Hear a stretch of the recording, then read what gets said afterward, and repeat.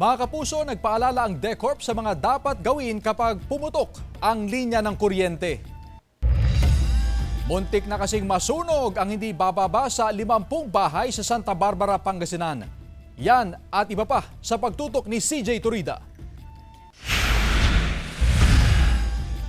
Nataranta ang ilang residente sa Sitio Kalay ng Barangay Tulyao, Santa Barbara, Pangasinan kaninang umaga. Pumutok at sumiklab ang linya ng kuryente sa bahay na ito na ikinaalarma ng marami. Sobrang ngato ang tuhod ko. Akala namin masusunog na yung bahay namin. Buti na lang daw nagawan ng paraan ni Jervin upang hindi na kumalat ang apoy na malapit ng umakyat sa bubong. Nagmadali akong kumuha ng pang-cutter, ginatter ko na lang yung wire mismo para hindi na magkaroon ng sunog. Nang maapula ang apoy, sunod naman daw na sumiklab ang apoy sa poste ng kuryenteng ito. Yung wire naka-straight po yan. Kaya nung may pumutok, biglang lumilo yung wire niya. Pinatay na yung mga fuse nila.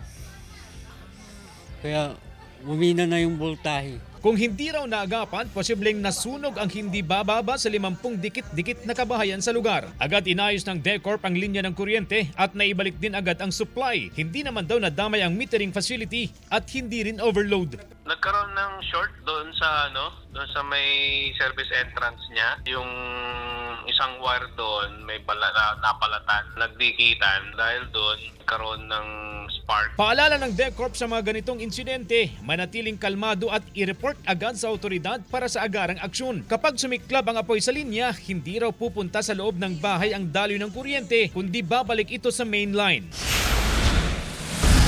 Samantala, sumiklab ang grass fire malapit sa Fishport sa Lawag City, Ilocos Norte. Mahangin sa lugar kaya mabilis na kumalat ang apoy. Nakabantay ang mga bumbero sa lugar para masigurong ligtas ang mga residente. Inaalam pa ang sanhi ng sunog. Kasama si Jing Dacanay, CJ Torida, One North, Central Luzon.